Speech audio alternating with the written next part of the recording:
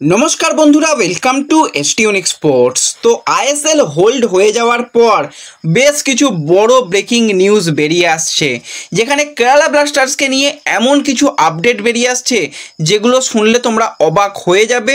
তো সেখানের সেরা প্লেয়ার নোয়া সাদুই কিন্তু এবার হট টার্গেট হতে চলেছে, সেই নিয়ে তোমাদের আপডেট দেব। কনর সিলকে নিয়েও আজকে একটা ব্রেকিং নিউজ তোমাদের সঙ্গে শেয়ার করার রয়েছে, সঙ্গে ইস্টবেঙ্গলের ম্যাচ, ইস্টবেঙ্গলের অনুশীলন সমস্তটা নিয়েই আলোচনা রয়েছে এই ভিডিওতে। তাই ভিডিও শুরু করার আগে একটাই রিকোয়েস্ট, চ্যানেলে যারা প্রথমবারের জন্য এসেছো মনে করে চ্যানেলটাকে সাবস্ক্রাইব করে নাও, তাহলে প্রিয় দলের খেলার সমস্ত আপডেট তোমরা এখানে পেয়ে যাবে। তো চলো আর দেরি না করে ভিডিও শুরু করা যাক। তো আজকে ইস্টবেঙ্গলের কিন্তু সিএফএল এর গুরুত্বপূর্ণ ম্যাচ ছিল, এই কারণেই কারণ কিছুদিন বাদেই ডার্বি এসে যাচ্ছে।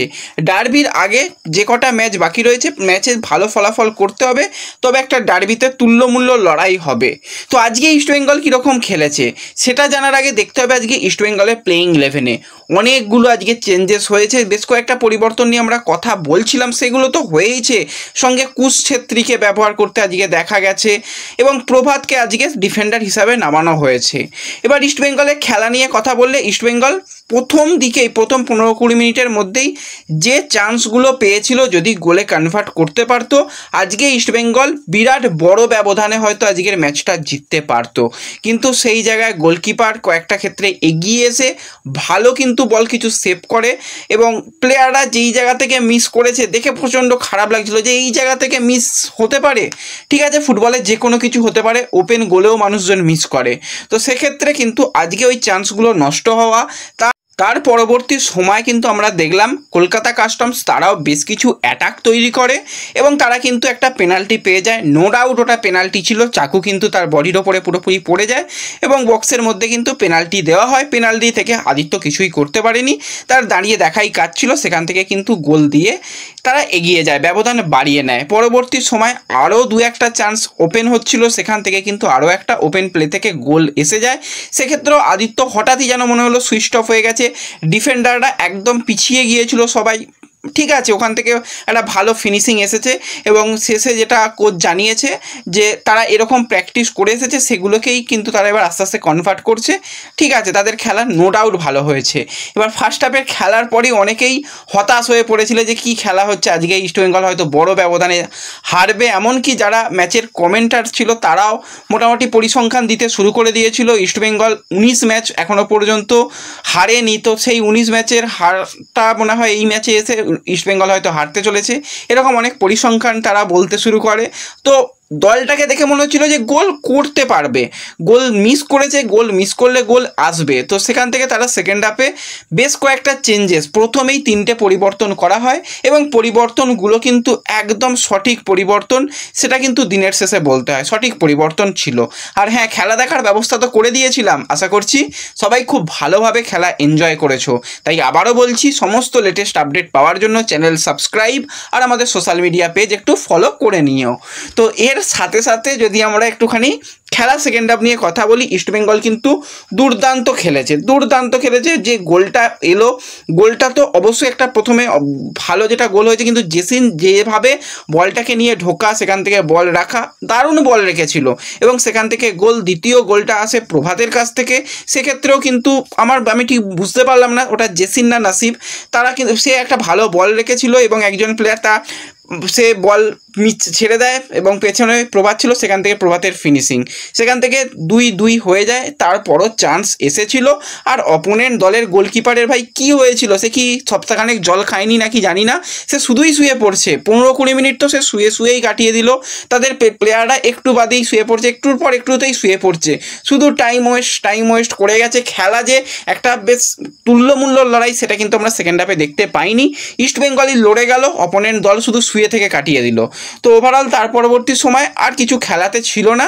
ইস্টবেঙ্গল আরও গোল করার চান্স অনেকগুলো ক্রিয়েট করেছিল, সায়ন তো সুযোগ ভালোই তৈরি করছিল, ফিনিশ করতে হবে, ফিনিশিংয়ের অভাব। জেসিন আজকে মোটামুটি চোট সারিয়ে এসে ভালো করেছে, কিন্তু ইস্টবেঙ্গলের জয়টা এলো না। একটা পয়েন্ট, মূল্যবান একটা পয়েন্ট এসেছে, আমি তো বলবো খুবই ভালো। প্রথমে যেরকম খেলা হয়েছে সেখান থেকে এই একটা পয়েন্টই খুবই গুরুত্বপূর্ণ পরবর্তী সময়। হবে। আর এই মুহূর্তে কিন্তু ইস্টবেঙ্গল পয়েন্ট টেবিলে বেশ নিচের দিকে রয়েছে, খুব সম্ভবত ইস্টবেঙ্গল 7 নম্বর পজিশানে রয়েছে। তো অনেক ম্যাচ বাকি রয়েছে, এখনও খেলা অনেক ঘুরবে, তো আশা করছি পরবর্তী সময় আরও ভালো রেজাল্ট হবে। আর অনেকেই স্কোর লাইন প্রেডিকশান করেছিলে, কিন্তু কারোরই দুর্ভাগ্যবশত স্কোর লাইন প্রেডিকশান মেলেনি, তো কিছু করার নেই, বেটার লাক নেক্সট টাইম। আশা করছি পরবর্তী ম্যাচে তোমাদের স্কোর লাইন প্রেডিকশান অবশ্যই সবার মিলবে। তো এরপর আমরা সরাসরি ইস্টবেঙ্গলকে নিয়েই যখন কথা বলছি, ইস্টবেঙ্গলের সিনিয়র দলের একটুখানি আপডেট জানিয়ে দিই। আজকেই তোমাদের জানিয়েছিলাম বা কালকেও জানিয়ে দিয়েছিলাম যে ইস্টবেঙ্গল তারা আজকে থেকে প্র্যাকটিস করতে পারছে না।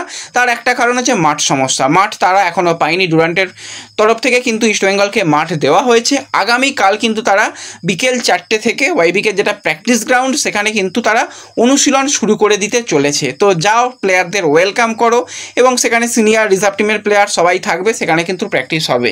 এবং যেরকমটা শোনা যাচ্ছে, নতুন প্লেয়ারদের মধ্যে এডমন্ড এসে গেছে, রায়না এসে গেছে, লালেম সাঙ্গা এসে গেছে, বিপিন এসে গেছে, আর জিকসানো এসে গেছে, লাল এসে গেছে, আরও অনেক প্লেয়াররাই এসে গেছে। ডোমেস্টিক বেশিরভাগ প্লেয়ারই এসে গেছে। দেখা যাক পরবর্তী অ্যানাউন্সমেন্ট কবে হয়। অ্যানাউন্সমেন্ট এখনও সব কিছু কমপ্লিট হলো না, তার মধ্যেই প্র্যাকটিস শুরু হয়ে যাচ্ছে। তো ঠিক আছে, অ্যানাউন্সমেন্টও আস্তে আস্তে আসবে, অপেক্ষা করো, অ্যানাউন্সমেন্ট আসতে চলেছে। তো এর সাথে সাথে আমরা যদি একটুখানি কনর সিল্ককে নিয়ে আপডেট শেয়ার করি, আজকে একটা বিরাট বড় মিডিয়া থেকে, সেটা কিন্তু স্কটল্যান্ডের মিডিয়া থেকেই কিন্তু আবারও একটা নিউজ তারা জানিয়েছে। তারা কিন্তু কনর সিল্কের ব্যাপারে পরপর নিউজ জানিয়ে এসেছে। আজকের দিনে যেটা লেটেস্ট আপডেট কনর সিল্ককে নিয়ে বেরিয়ে আসছে, আইএসএলের এই যে টালমাটাল পরিস্থিতি, এই জায়গাতে কনর সিল্ক এখনও পর্যন্ত তার ডিসিশান নেয়নি যে সে কোন ক্লাবে সাইন করবে। আইএসএলের তরফ থেকে ইস্টবেঙ্গল, বেঙ্গালুরু এফসি, মুম্বাই সিটি এফসির মতন ক্লাব রেসের মধ্যে ছিল, কিন্তু এই অবস্থার কারণে কিন্তু সে এখনও কোনো জায়গায় সিগনেচার করেনি। কিন্তু যেরকমটা শোনা যাচ্ছে, সে কিন্তু স্কটল্যান্ডের কিছু ক্লাব তার কাছে অফার তো দিয়ে রেখেছে, এবং তার সাথে সাথে তার কাছে মেনলি যে ক্লাবগুলোর বিদেশি ক্লাবের অফার রয়েছে, সেখানে সিঙ্গাপুর রয়েছে, মালয়েশিয়া রয়েছে, থাইল্যান্ড রয়েছে। তো এই জায়গাগুলো কিন্তু অফার তার কাছে এসে রিচ করেছে। সে এবার কোথায় সিগনেচার করে সেটা কিন্তু দেখার বিষয় হবে। তো অবশ্যই কনর সিল্কের দিকে নজর থাকবে। এরকম একজন সেরা মাপের প্লেয়ার যদি আইএসএল থেকে বেরিয়ে যায়, সত্যি খুব খারাপ লাগবে। তো অবশ্যই যে কোনো দলের জন্যই কিন্তু গেম চেঞ্জার সাইনিং হতে পারে, সেটা ইস্টবেঙ্গলের জন্য হলে তো খুবই খুশি হব। কিন্তু যেটা একটা বড় খারাপ সংবাদ বেরিয়ে আসছে, আমরা কালকেই এই ব্যাপারটা নিয়ে কথা বলছিলাম, কেরালা ব্লাস্টার্স হঠাৎই তাদের কন্ট্রাক্টেড বিদেশি প্লেয়ার যে সেরা পারফরমেন্স করলো তাকে ছেড়ে দিল কেন? তার কারণও হচ্ছে এই আইএসএলের অনিশ্চয়তার কারণে। সেই কারণেই কিন্তু তারা তাদের বিদেশি প্লেয়ারকে ছেড়ে দিয়েছে। বাদবাকি যে 3জন বিদেশি প্লেয়ার, নোয়া রয়েছে, লুনা রয়েছে, আর একজন ডিফেন্ডার রয়েছে, তাদেরও কিন্তু ফ্রি করে দিয়েছে। মানে তারা যদি চায় অন্য কোনো ক্লাবে সাইন করতে পারে, ফ্রি ট্রান্সফারেই কিন্তু ছেড়ে দেবে, এরকম একটা চিন্তাভাবনা। তার কারণটা কি একটুখানি বলে রাখি, কারণ তাদের তো কন্ট্রাক্টেড প্লেয়ার, তাদের তো স্যালারি দিতে হবে, সেই স্যালারি কেরালা দিতে চাইছে না। আইএসএল হবে কি হবে না, কি হবে না হবে, আদৌ কেরালা দলটা থাকবে কি না, অনেক কিছু ব্যাপার রয়েছে। সেই কারণে যদি কোনো প্লেয়ার চায় যে অন্য কোনো ক্লাবে সিগনেচার করব, তো সেক্ষেত্রে ফ্রি ট্রান্সফারেই কিন্তু তারা সিগনেচার করতে পারে। এবং নোয়া সাধুয়ের ব্যাপারটা একটুখানি বলে রাখি, নোয়া কিন্তু তার এজেন্ট এবং নোয়া নিজেও চেয়েছিল কলকাতায় খেলতে আসতে। তো নোয়া কিন্তু অবশ্যই ইস্টবেঙ্গলের জন্য একটা গেম চেঞ্জার সাইনিং হতে পারে, এবং একটা সময় পর্যন্ত ইস্টবেঙ্গল নোয়ার সঙ্গে বেশ ভালো রকম কথাবার্তা এগিয়েছিল। পরবর্তী সময় কেরালা ছাড়তে চায়নি, আর কোনো রকম কথা এগোয়নি। যদি আরও একবার ইস্টবেঙ্গল চেষ্টা করে তাদের অ্যাটাকিং লাইনে এরকম একজন মরক্কোর বিদেশি প্লেয়ার যে কিন্তু আইএসএলের রীতিমতন সফল, তাকে যদি সাইন করানো যায়, তাহলে তো দারুণ দারুণ অপশান হবে। ক্লাব ক্যারিয়ারে 206 ম্যাচে 67টা গোল, 33টা অ্যাসিস্ট রয়েছে। Left wing, left midfield, right wing, right midfield, attacking মিডিও, এমনকি স্ট্রাইকার পজিশনেও খেলতে পারে। আইএসএলে এসে এখনও পর্যন্ত 59 ম্যাচে 26টা গোল, 19টা অ্যাসিস্ট করেছে। তো দেখা যাক, নোয়ার দিকে কিন্তু আমাদের অবশ্যই নজর থাকবে। শুধু নোয়া নয়, তাদের ডোমেস্টিক বেশ কিছু প্লেয়ারও খুব তাড়াতাড়ি বেরিয়ে যেতে চলেছে বলেই খবরাখবর আসছে। তো অনেক কিছু আপডেট তোমরা এখন পেতে থাকবে। তো অবশ্যই চ্যানেলের সঙ্গে যুক্ত থেকো, সাবস্ক্রাইব করে রাখো, বেল নোটিফিকেশানটাকে অল করে রেখো, তাহলে সমস্ত লেটেস্ট আপডেট পেয়ে যাবে। তো দেখা হবে পরবর্তী ভিডিওতে। ধন্যবাদ।